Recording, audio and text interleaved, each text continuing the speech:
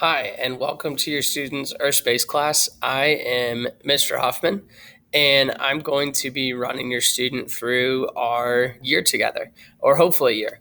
We have at least one semester together. This semester, we're covering things such as astronomy, and we'll get into geology, which is where my background is in. And in the spring, hopefully, when we're still together, we finish up with meteorology. But I am coming to Carmel. This is my first year teaching here. I taught previously the past 10 years at Bishop Chatard High School and was the head boys and girls tennis coach there. And I've loved being a part of the Carmel community. And I can't go on without thanking you for being invested in your child's education and for taking the time to watch this video. Please, at the end of it, feel free to reach out if you have any questions or concerns. A few things with how the course is laid out. I would really encourage you, if you have questions in class or if your student is struggling, tell them to check Canvas 5 times as much as they would Power School. Both places are just a place to communicate with students, with families. However, the content will be delivered in Canvas here. Power School is kind of just the feedback portion of the class. If you look at the layout, the very first thing here will always stay here. It's my contact. You can find a listing of my email address. Your students will probably use the Canvas Messenger and phone. I will admit that email is the best time or the best way to contact me. Sometimes schedules are difficult during the school day. They're difficult to coordinate after the school day between all of our lives. And so that email would be the best place to throw things in. A few things to run through in the syllabus then, which is along the left side here, the left sides of the tabs.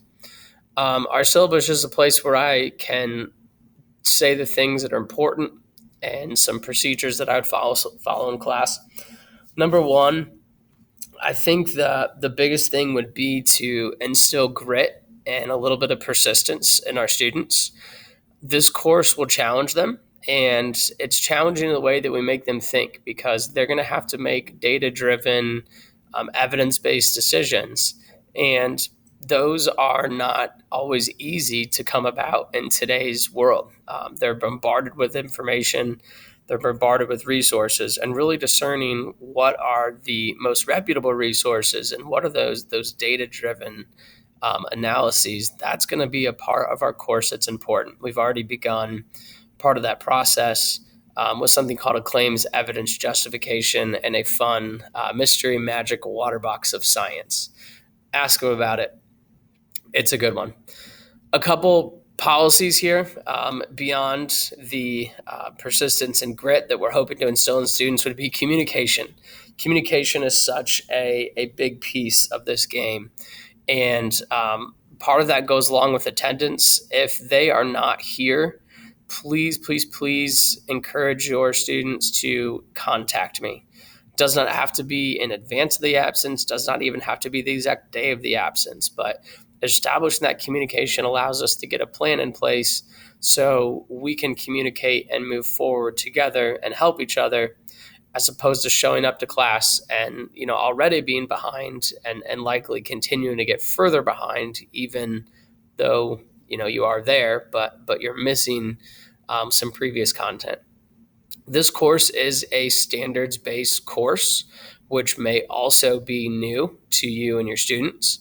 You'll notice down here is the coding. I'm trying to break them of the typical A, B, C, D, E, not A, B, C, D, F grading scale.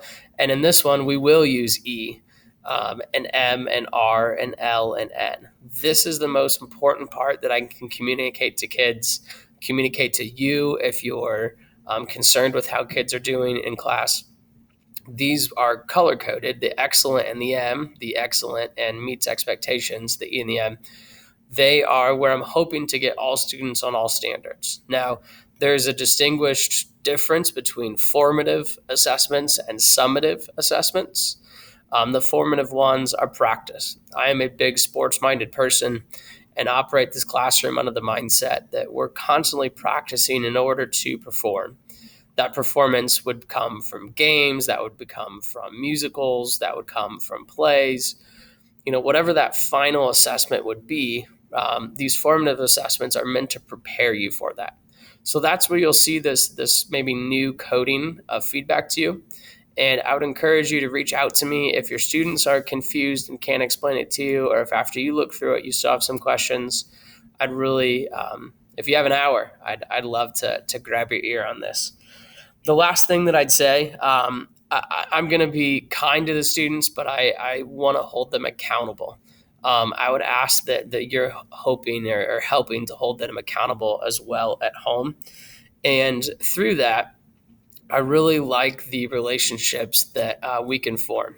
Kids know that you're on their team. They know that we're working together to get them across the finish line.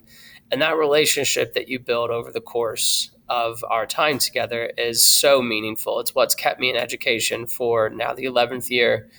And using the class as kind of that delivery vehicle for content, yes, but to learn about each other and grow alongside of each other is just as important to me. So I appreciate you taking time to watch this video. I hope you'll consider reaching out to me with any questions, and I look forward to working with your student this year and the remainder of our time together. Thank you so much.